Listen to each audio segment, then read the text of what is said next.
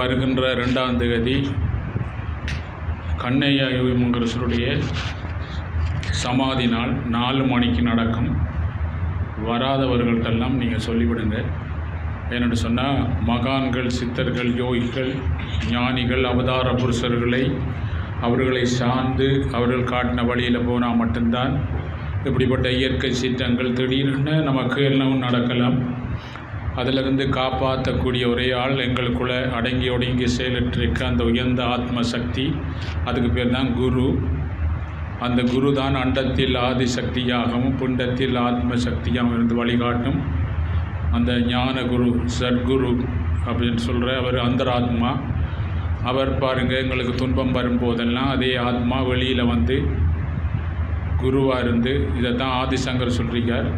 உன் குருவின் பாதார கமலத்தில் அசையாத பக்தி வைப்பாயானாய் காண்பாய் உன் உள்ளத்தின் உள்ளே இந்த உலகை ஆளும் பரந்தாமனின் ஒளிமய காட்சி அப்படின்னு சொல்லியிருக்கிறார்கள்.